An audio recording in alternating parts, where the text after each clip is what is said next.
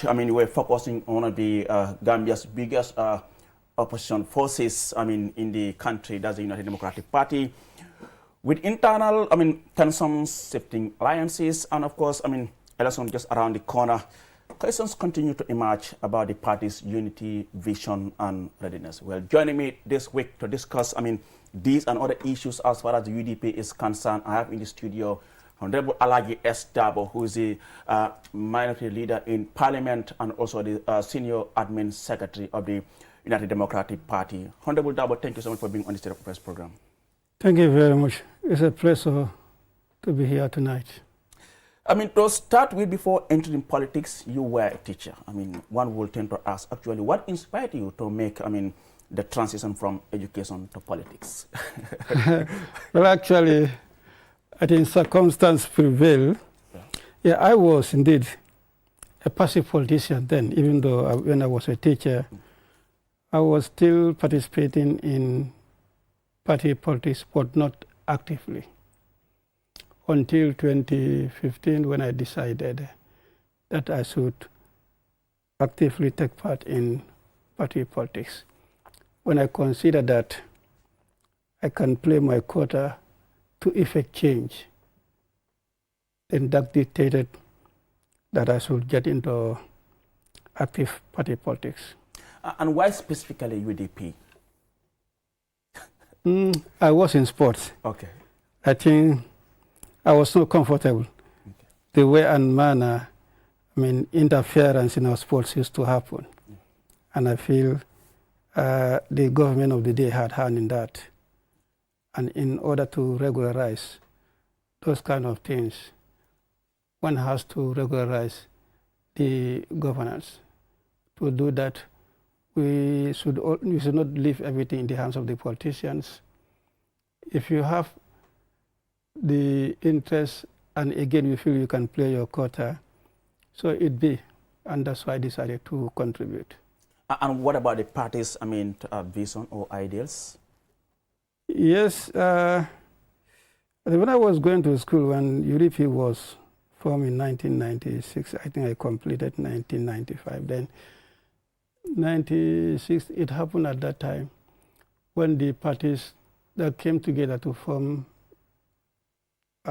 would be an alliance to form UDP. I was not a supporter but a sympathizer of National Convention Party. And I mean, when you look back, I mean, how will you describe your journey since, I mean, you entered Parliament in 2017 under the United Democratic Party? Yeah, well, any political journey can have smoothness and roughness along the way. You know how Gambian perception is when it comes to National Assembly. You are people's representative. A lot is expected from you, community-wise as well as personally, and then family-wise as well. So it's not easy. It's a big challenge.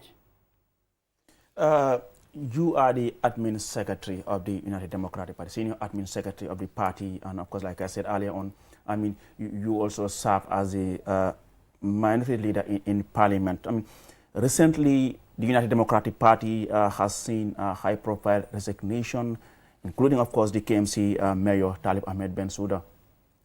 In your case, I mean, how do you interpret, I mean, this wave of departures? Is it a sign of internal crisis? Well, whenever you have, I mean, a good number of executive members resigning to their positions, one will conclude that there was a kind of crisis that compelled that. Of course, we cannot go without saying that there was crisis that compelled that move. Could you elaborate more when you talk about there was some sort of crisis? What actually, caused the crisis? I think it is known to everybody that UDP went in for selection of the flag bearer, and soon after the flag bearer, then we get notifications of resignations.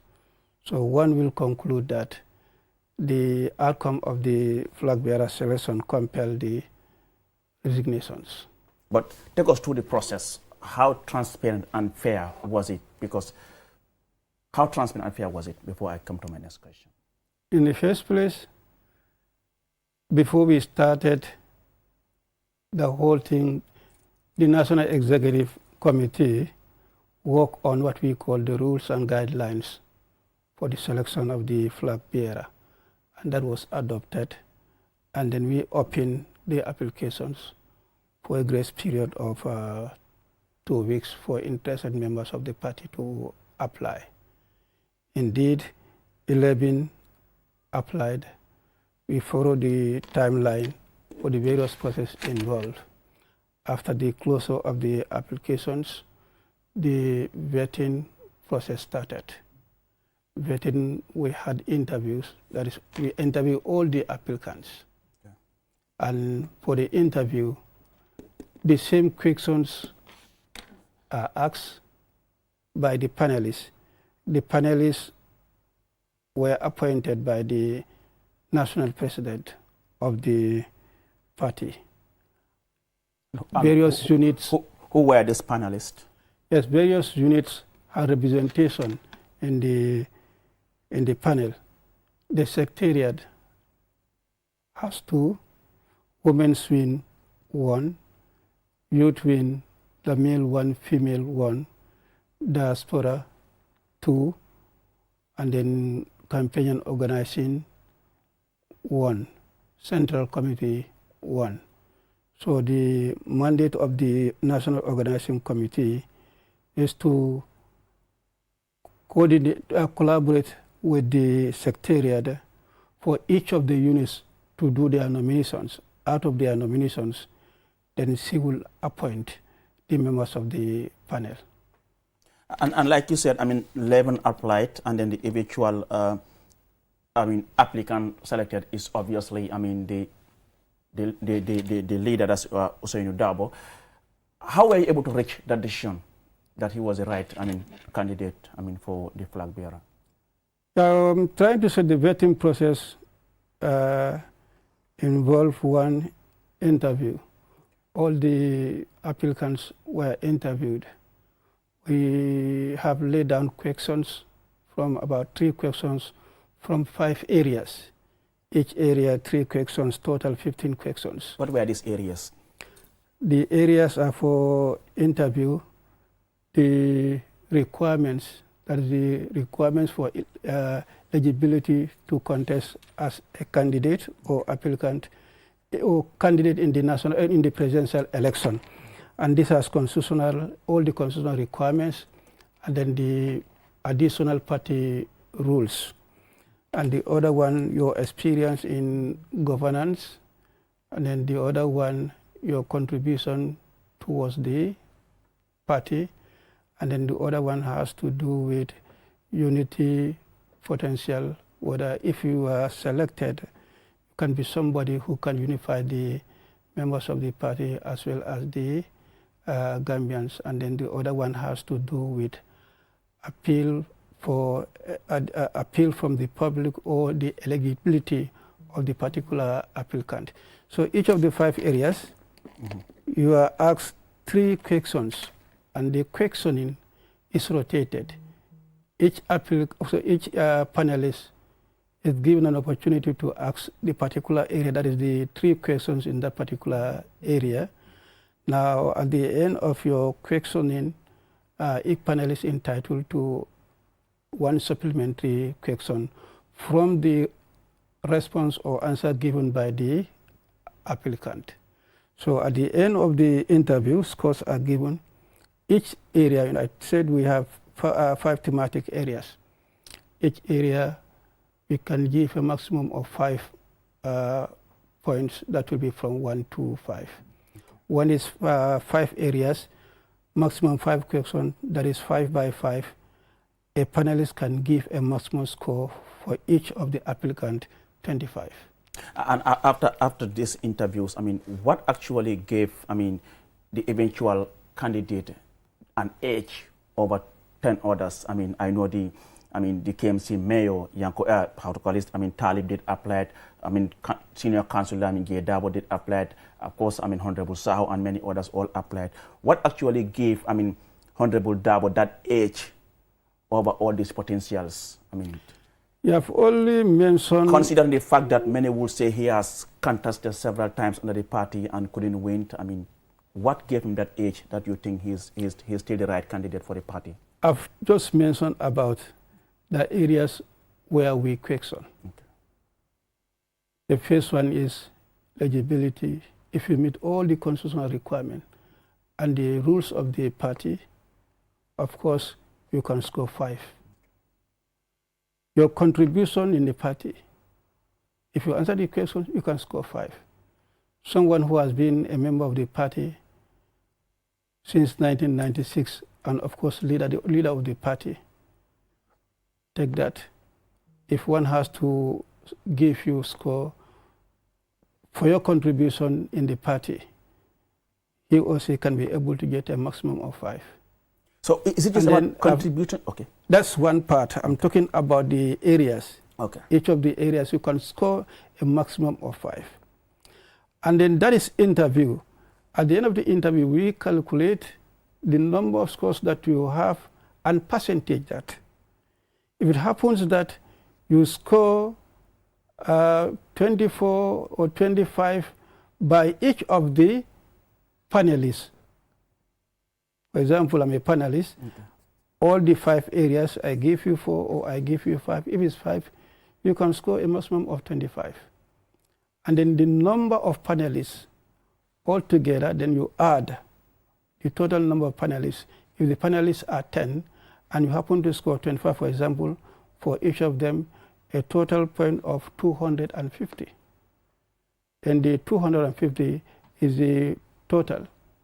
So if you get less than 250, if you percentage that, of course you will get less than 100%.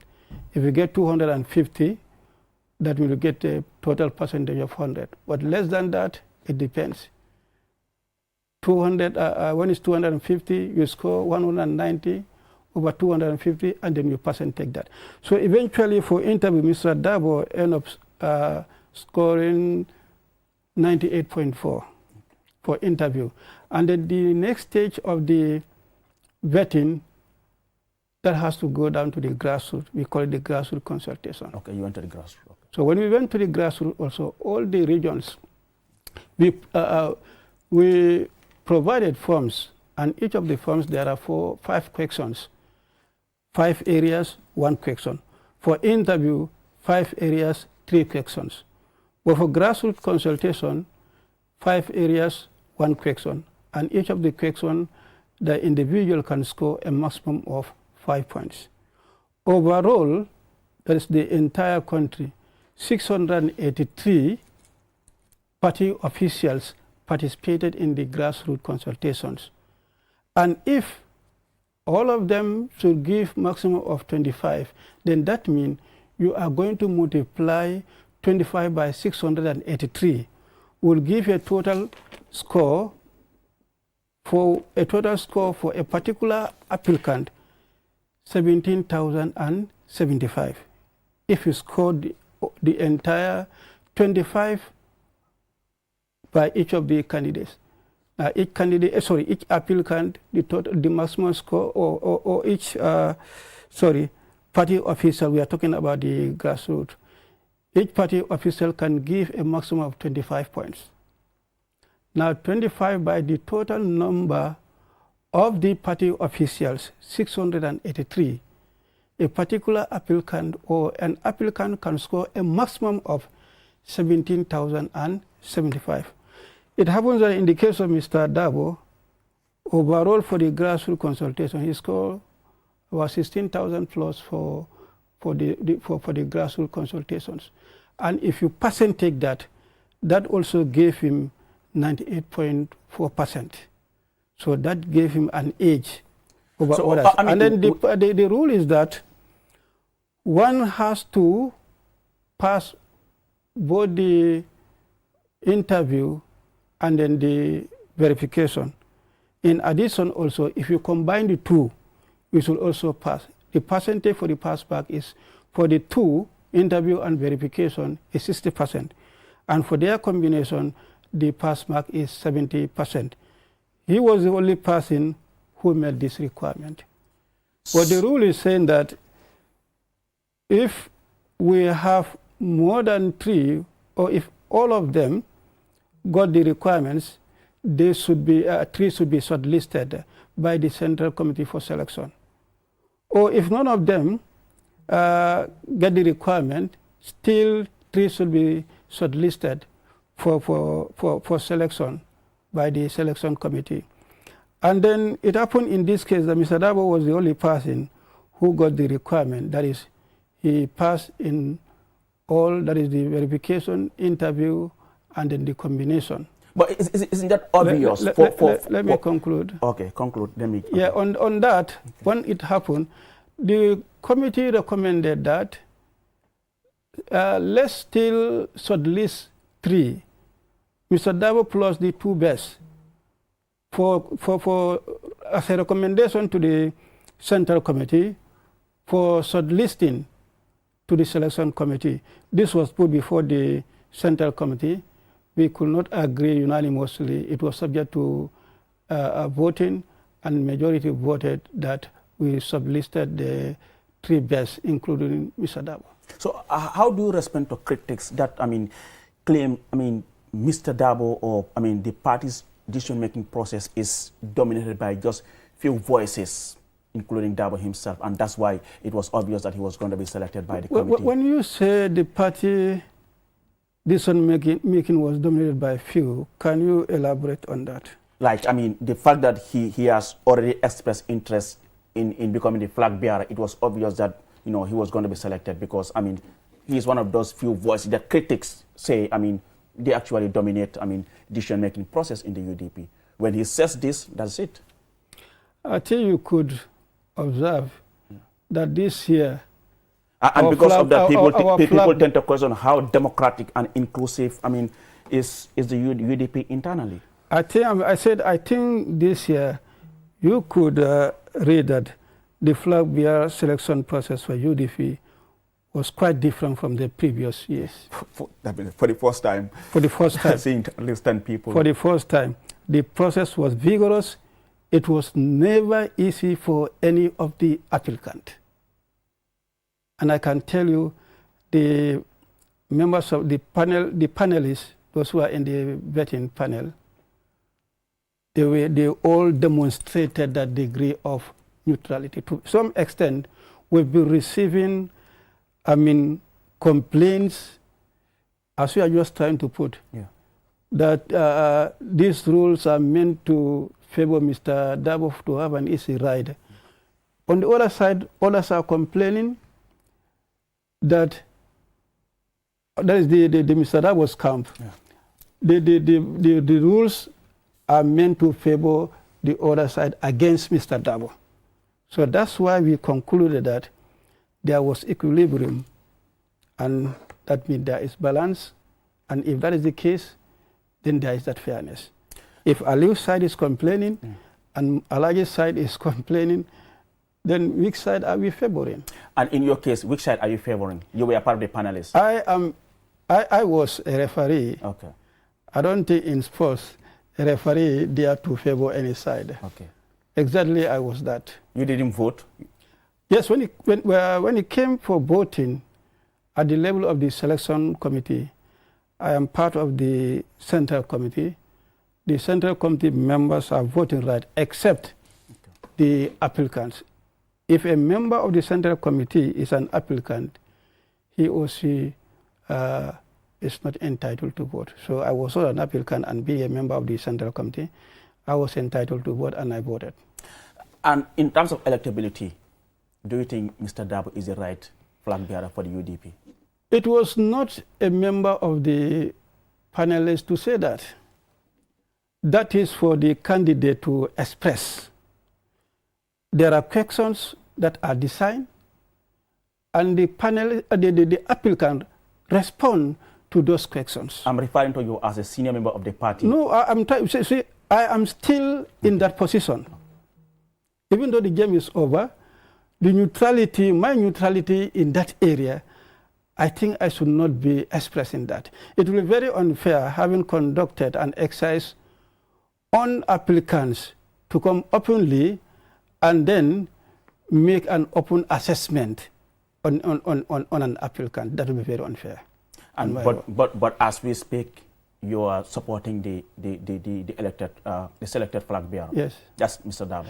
Obviously, it is incumbent on all of us, members of the party, at the end of the selection process, whoever is selected from that day, we should all support that candidate, that candidate, and then promote the party's agenda. Of course, that is his agenda, and campaign for him. And this is something that many don't actually share with you in terms of supporting the flag bearer. I mean, we have seen mass resignation within the party. The campaign manager, Karafa Sonko, is gone. Ibrahim Adiba and many others. I'm seeing the MT camp, they're all resigning. Even Talib himself who contested. Lamin J. Dabo has contested and is now expressing interest to run as a presidential candidate in the next election. Talib is already forming his Unite for Change movement. How do you react? How do you feel, I mean, seeing all this mass resignation within the UDP? I would say it's rather unfortunate that we had laid down rules and guidelines and which we all vow to respect and accept. If it happened that at some point we don't go by our rules, that's very unfortunate. Of course, I will react that where we receive few resignations is a minus on the side of the party. But again, I realize also it has galvanized the party. How? Of recent, before the selection, the activities of the party, I mean, was very dormant. But after the selection, following the resignations, I can see every corner of the party, there is energy in the members of the party, crisscrossing, holding activities at every corner. So that means if it was not, or it were not the resignations, that galvanization we are receiving right now, I'm not saying will not happen now, but until when the election campaign take effect. But don't you think this might also affect the United Democratic Party? Because this is a party that, as we speak, critics will say, I mean, you now need more support. You don't actually need to see your core supporters leaving the party. Rather, you should be working on maintaining that core party supporters and, of course, try to get in more support from outside, maybe from the NPP base. We saw what happened in the 2021 elections. In fact, NPP doubled what UDP had in that election. That is our wish, to keep every member in the party. But to say that it has affected, yes, it has reduced the membership. But I can say it has not weakened the party. But will you still wish to see Talib and co all come back to the United Democratic Party? Obviously, adding a number, that is the, well, the desire of any political party.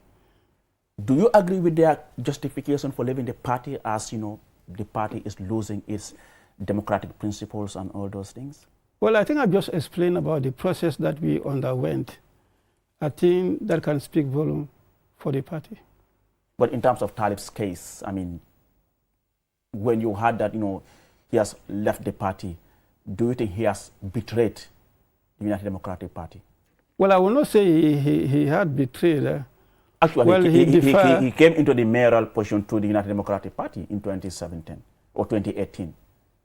Yeah, and he was re-elected again under the United Democratic Party.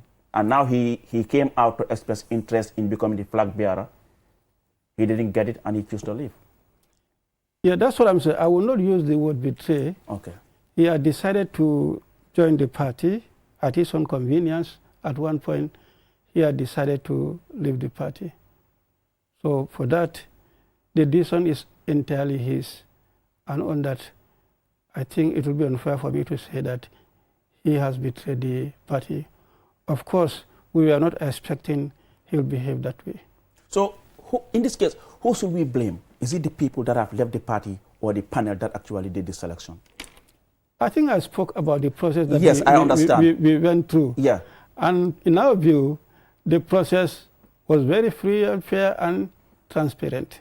That's the position of the party as well as the position of the panel. So whoever has any contrary view against that, there are procedures. If you are aggrieved by the decision, you can take it up and challenge the decision. But now we have seen the tension is getting more and more deeper, especially on social media. I mean, we have seen the two camps attacking each other online and saying all sorts of things. What exactly is the party doing, I mean the leadership doing, to ensure that they're able to address this issue and unify the party against, ahead of the next election? Well, as usual, I mean, anytime anybody behaves in a manner that is not in conformity with the norms and values of the party, that's not the position of the party. Whoever is doing that in any forum, that is not the position of the party, and that's not the style of the party. How do you personally see the future of the United Democratic Party, both in your constituency, Brikama North, and the Gambia as a whole, with all what is happening? Brikama North, I think, is a powerhouse of UDP, okay, by records, and that is still in place. We are still hopeful come 2026 presidential December, UDP will prevail in Brikama North. And UDP is making significant gains in a lot of areas countrywide.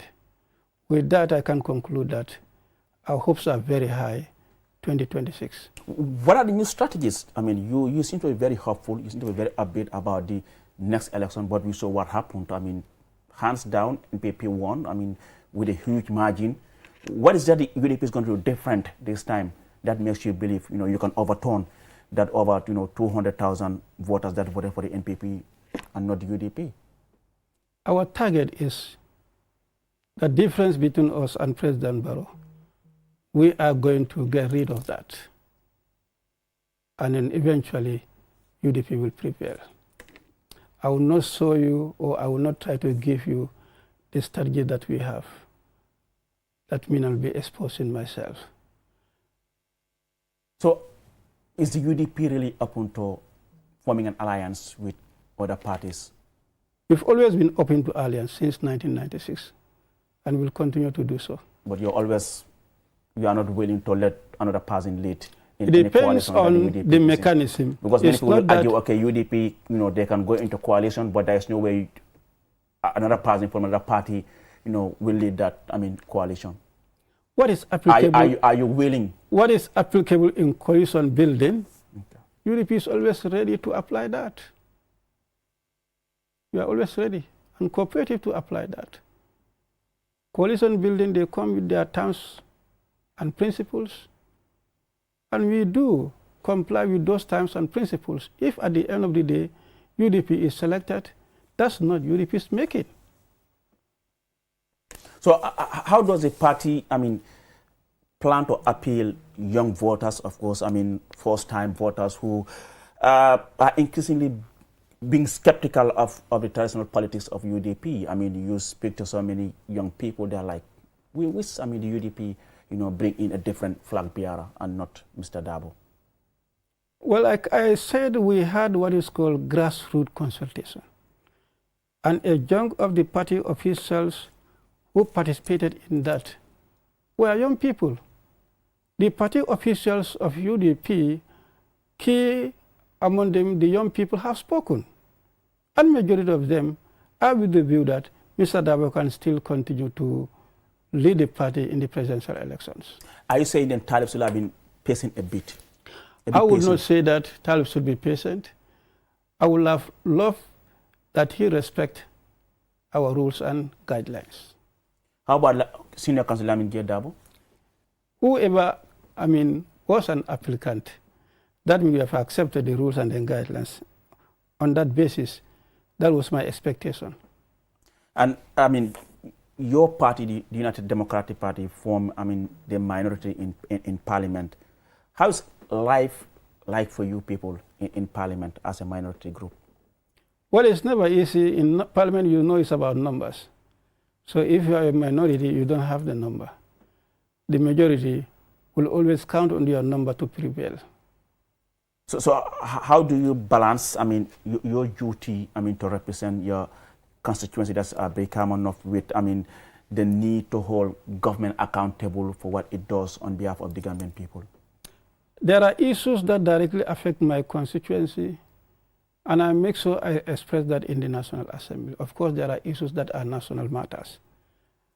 Anytime when I'm asking or drawing my oral questions, I try to strike that balance. If it's 5, I may decide 2 for my constituency and 3 for the national, or 3 for my constituency and 2 for national. And thinking about national, I mean, what is your assessment of the current state of affairs of the country under the Barrow administration? We have issues surrounding that you perhaps think when the UDP happens to win the next election, they will think differently. We have issues surrounding accountability. Anytime when there are audit reports, when the reports are prepared and then laid before the National Assembly, decision taken by the National Assembly, the way and manner the government implement those decisions, I'm not the least happy. I think there are shortcomings in that. We had seen in the days of Jammeh when there used to be what they call PAC-PEC. Yeah. All institutions respect the report of PAC-PEC, the government. If you are found wanting, the president don't waste time. He acts judiciously. But that is what we are not seeing. And UDP will be very much committed to the process of accountability. But I mean, you chairs the FPAC committee. I mean, you are expressing your disappointment in the lack of, I mean, implementation of most of the recommendations in most of these audit reports. Aside from just making recommendations, what else do you do to ensure these recommendations are implemented? We follow up. When we make recommendations, we follow up to see what level, at what level the government is implementing these resolutions or recommendations. Recently, just about 2 weeks, we presented that follow-up, but we are not the least happy. The implementation level was very, very low. As I'm saying, as far as UDP is concerned, in fact, we've gone to an extent of recommending that there should be Office of the Special Prosecutor, who should be responsible for implementing those resolutions or recommendations. If the IGP and then the Attorney General are not proactive in doing that, but the Office of the Special Prosecutor can be doing so. And I think UDP will take note of that and act judiciously. But how do we ensure that, I mean, your oversight work is not actually influenced by your political bias? One will say maybe because you are UDP, anything the government does, you don't agree with it. I mean, you don't even give that constructive criticism of what the government does. Certainly not everything that the government does is bad as well. In parliamentary work, you have to be guided by conscience, and doing so, the national interest should be looked into. I would not say that, I mean, parliamentarians, their works are compromised. However, I'm trying to say that the decision that you take in certain matters should be guided by your conscience. And like I said, I mean, you were in Parliament since 2017 and one of the few that actually returned to Parliament in 2022 after the parliamentary election. What do you think, I mean, could be responsible for that low return to Parliament from what we saw in 2017? When you say low return, on what basis? People that were re-elected to come back to Parliament. You were among the few that were actually like, I mean, almost like, I mean, just 20 of you who returned to Parliament. Most of your colleagues didn't come back to Parliament. What do you think must have changed? I mean, I can speak for UDP precisely. You know, after presidential election, UDP dominated in 2017 in Parliament. Yeah, UDP you were the majority at in the Parliament. Beginning, 2022. At the beginning, we were even though the margin between the UDP and the NPP was very, I mean, just I think 2 seats or 3. At the beginning, we were 31, and that was reduced to 23 when we expelled 8 of our members. And this one, we got 15. So I would say for the case of UDP, one will attribute that it has something to do with our performance in the presidential election. When the party disappointingly performed in the presidential election, in most of the areas, the turnout from the party members was very low. In my case, for example, Brikama North, Mr. Dabo scored 14,000 in Brikama North. I scored 8,000. That means 6,000 of UDP did not vote. Even in the 8,000 that I got, I can say 2,000 of other parties voted for us. So I will conclude that around 6,000 of UDP, only around 6,000 of UDP voted, and 8,000 did not vote. Why? That could be our disappointing performance in the presidential election. Because they were telling them that what we did in the presidential election, we will do the same thing. So some people were scared. Then there's no need to vote. Because even whereas we vote, they are going to steal our votes and then we will not win. Are you worried that might happen in the next election? That's why next election presidential is a must win. We'll do and win. How? The strategies that we have in place, I will not preempt. But that will take us through. With all the division happening within the party? The division, fine. I said was minus in terms of numbers, but equally it resulted to galvanizing the party. And when are you going to fill these vacant positions within the party? I know your office has been so busy receiving resignation from left, right, center. Almost every day you see in the news people just saying, I have resigned, I have resigned. Yeah, I think we released notification that the vacant positions in the National Executive applications are open to fill the vacant positions. And on the 19th of this month, we are going to hold Central Committee meeting where the vacant positions will be filled. If there are two or more that applied for one position and there is no consensus between them, we resort to voting. And that will be done before? That is on the day of the Central Committee. On the Central Committee? Yes, on the 19th. I understand as we speak, I mean, your flag bearer, that's Honorable Dabo, is currently on a European tour. So? Why the sudden trip to Europe to embark on it? Not sudden, this is program. Okay. It's part of our calendar of activities.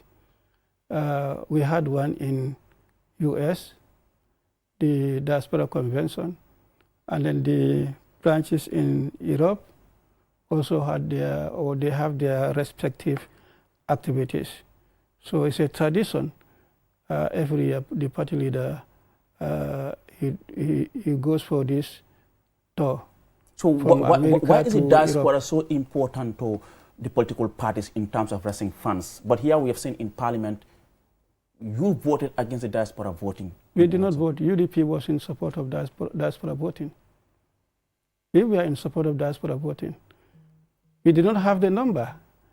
It was the majority that were against the diaspora voting. The minority was in support. The majority, are you talking about the NPP? Yeah.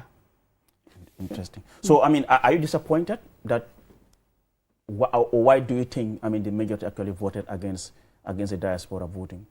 Well, they'll be in better position to answer that. I think nobody was expecting that they can behave that way, considering the role diaspora is playing in the socio-economic development and political development of the country. I think they deserve that franchise. The same way they rejected the diaspora voting, your party also rejected the Constitution, that's Promulgation Bill 2024. I mean, could you explain, I mean, the reasoning behind rejecting, I mean, the 2024, I mean, Promulgation Bill? The reason is that the 2024 draft, we considered that to be tailor-made for the president. How? It was not the people's draft. The 2024 draft is the executive draft. We want the people's draft. And we told them, in whatever way, bring the people's draft. And if there are issues, we can look into and compromise. We were ready for compromise, but based on the people's draft, not the executive draft, not a tailor-made draft in favor of the president. But some critics argue that there is no constitution that is perfect. There is no constitution that actually captures all the aspirations of people in a constitution. Yes, I agree nothing is perfect. But I will also say that the 2024, the contentious issues that led to the rejection were very minimal.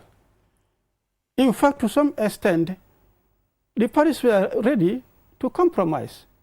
Why can't they narrow that and resolve that and then bring the 2020, whereas you will change the name? It will not be 2020, but where we had issues, let's try to address that. But 2024 was almost a complete draft. So, I mean, but with the 50 plus clause in the 2024 draft, will you say that was also a bad clause? 2020, the 50 plus was also in the 2020. It was there. Why was that rejected when the 50 plus was there? But was this more like, okay, a ping pong game then? They rejected they rejected the 2020. Not on that basis. We had shown our position, the people's draft. It was a matter of people's draft over executive draft. It will be very unfair. But people argue that, I mean, your party, the minority, should have allowed this draft to go to the consideration stage. What was the fear here? That you didn't want it to go to the consideration stage? Even Ali, you know that very well. Parliament has to do with number. If we are to do anything at the consideration stage, it must be based on the figure. And we don't have. We are a minority. We don't trust that what we want to amend at the committee of the whole house is possible. And considering, looking at the characters that we have in the National Assembly. What characters? Of Describe course. them for us. That is that. The majority always count on their number. But that's politics. It's all about numbers. Yes, if it's called politics, it has to play here. And that's why it will be very scary to say that, okay, let's just go to the committee of the whole house, and there we can do the changes. The changes are only possible if you have the required number, and we don't have the required number. This is directly from the executive. So that means the position of the executive, there is high expectation that will be defended by the members of the ruling party. This both politically charged. But now, I mean, without the 50 plus in the next election, certainly, I mean, some will say the first past the post voting system will kind of favor the president. Do you agree? The current president was elected without the 50 plus 1. And that's what gave him the advantage to become the president. Because if there was 50 plus, there was no way that, you know, we would have gone for the second round. Because if you look at the margin that he had with Jammeh, he didn't even get 50 plus. I'm trying to conclude that what made him to be elected on the simple majority is very possible in the current situation. If he was elected on the simple majority, equally, he could be voted out under the same simple majority. And you think that is possible? When it was possible in 2016, why should it not be possible in 2026? Do you think there's a level playing ground for the next election? Level playing ground, of course, when you have the government machinery using the state facilities in your campaign, that is not level. What evidence do you have that they are using? Evidence? Yeah. That is open to everybody. The government vehicles in the campaign trail. What kind of vehicles, I mean, are you talking about here? The government vehicles. You have the state ministers using their vehicles. Huh? Even the senior government officials using their vehicles. Nobody will sit. All of them have to take part in the campaign. So is that all? The national media, yes. I'm not talking about during the campaign. Election is reached before the election or the campaign, outside the campaign. But one will argue that anything around the president is newsworthy, and then certainly they should be there to cover it. As well as when anything around the oppositions is equally newsworthy. Why not that way? anything around Hussein Dabo is newsworthy. And Halifa Sallah, Mama Kande, is newsworthy. But one would say Barrow is the president. And they are the opposition leaders. Presidents in the waiting. So you think rejecting the bill was ultimately in the best interest of the country? Well, that's the position of the masses. Majority of the Gambians were in for the people-centered draft, but not the executive. And with all this thing happening within the party, I mean, you've served 2 terms, you are now in your 2nd term. Are you going to contest again? Well, that is for the future to decide. And if they say no, are you going to vote? Are you going to contest? This is what I'm saying. I said that's for the future to decide whether I will contest or not. Not now. But I mean, when you look at all what is happening right now, I mean, you talk about the ruling party trying to use, I mean, state mercenaries and all those things. I mean, one watching will say, I mean, if UDP comes into power, they're going to do the same thing. Those are privileges that comes with being in government. Are you saying the UDP is not going to do the same if they get to State House? I think our party manifesto can speak for itself. And I'm not seeing anything like what is in the party manifesto to be the same as that of the... Manifesto, these are just a document that anyone can just write. I mean, but when you get in there, it's a different ball game. No. We are taking it wrongly. No, but Honorable, that's the reality that we have seen in most of these African politicians. Yes. What they say from outside and what they do when they get in is completely different. No, it's not different. It depends if you decide to do it that way. Your agenda is you want to do reform. If you are distracted, you don't focus on that, fine. You let down your people. Our position is that when we come, we intend to do these reforms and we'll make sure we stand by that. But you were in government in 2017. But we are not heading. People said, you know, UDP was given the chance. We are not the head. But you were the head, Honorable. Barrow was the head. Barrow was here, but Barrow was from UDP. Barrow was an independent at that time, never UDP. In the seat of the presidency, Barrow was never UDP, Barrow was independent, heading all the coalition partners. That was not UDP's so. So, but eventually you fall apart with him. And yes. When that happens, most of your people were removed from government.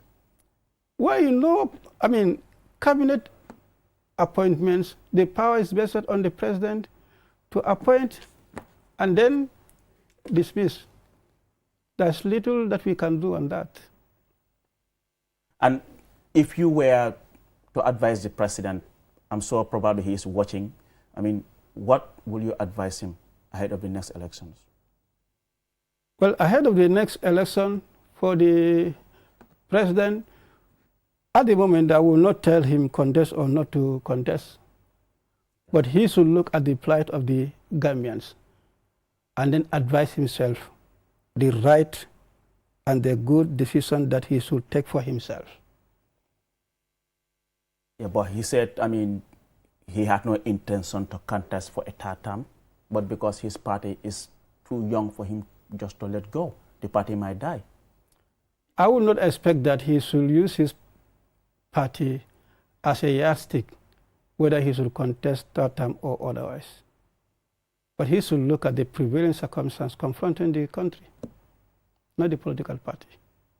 And what is the prevailing circumstances? Of course, the current economic situation of the country, the prices of basic commodities are skyrocketing. But is this only in the Gambia, Honorable? You've I will traveled not far talk and about wide. other countries. No, but I care yes. for the Gambia. Yeah, but that's what some people will say. Okay, the challenges is not only in the Gambia. It's not just limited to the Gambia. I will not be narrow-minded to talk about other countries. I should look at my country. I should look at the plight of the Gambians. Of course. I'm a Gambian. I'm in the Gambia. What is affecting the Gambians is equally affecting me. I should cry when they are crying. But I should not say, well, this is happening in Senegal or other countries, so it's no business. So you think the government is not doing enough? When the people are suffering, this is what we are not expecting that. We voted against Jammeh. We thought there will be changes. Our living conditions should be better compared to that of Jammeh. That is our expectation. In other countries, it's a contract. If you underperform, they show you the way. But it's the same in the Gambia. We go to elections, we organize elections, and people decide. Yes, and people decide. And now I am expecting that the people will decide otherwise and remove him because we are not happy. Will you be disappointed if they choose to retain President Barrow? They will do the right thing this time round. And nobody can fool Gambians. They will do the right thing. And what will you look at and say, the president did well, the government is doing well in this aspect? In terms of human rights, okay, there's freedom of expression compared to the reformer regime. We have a great deal of improvement in that. Okay. Yes. How about infrastructure? Infrastructure, there is road construction, and Jammeh also did a lot in road construction. But under Barrow, how will you rate him compared to Jammeh? When Babil Mansa was named Babil Mansa, I think one would rate him very high. Okay. Babil Mansa, he could be rated very high. Yeah, but Barrow said, I mean, they used to call him Babil Mansa. He is now, maybe they should call him ozone builder because, I mean, I've not seen any ozone build. Trans-Gambia Bridge. That's not an ozone, it's a river. Okay. And he also plans to bridge Banjul Bara. Let us see that being built, then we can call him Ozone Mansa. But until when he builds that, yes, he can be given that title. But for now, it's Babil Mansa. And what will you say to those who still have that misconception or belief about the United Democratic Party, that the party is more like a tribal party? People tend to use this thing. I mean, I'm just trying to tell you what people have been saying. And I'm sure you have had this thing on at different places. What will you respond to those who have this perception that, okay, UDP is a Mandinka party? Well, the formation of UDP was based on three political parties that came together, led by Sir Dawda, SM Diba, and Hassan Musa Kamara. All those who know the nature of PPP, you will not call it a Mandinka party. As well as GPP, Hassan Musa Kamara, you will not call it a Mandinka party. Yes, we have a particular person heading a party from a particular ethnic group, but that will not conclude that the ethnicity where you come from, the party can be characterized or labeled as that particular ethnic group. And that is the case of UDP. We have Hussein Dabo leading the party from Mandinka ethnic group, but the party has diverse membership. Yes, we have Mandinkas as majority, but they are majority tribe in the Gambia. But that did not reduce UDP to be a Mandinka party. That's very unfair. From the inception, Mr. Dabo was heading the party, and his second in command was Yaya Jallo, who had been in that office up to 2016. And after him, Ajiyam Seka is the deputy. And after Dembo, the late Dembo, who was the national president, we have a female national president who is not a Mandinka. So the leadership, you have the diversity. If we have the leader as a Mandinka, other senior members, the deputy and others, they are from other ethnic groups. So that reflection of diversity is in UDP. So to call it a Mandinka party, that's unfortunate. That's very unfair.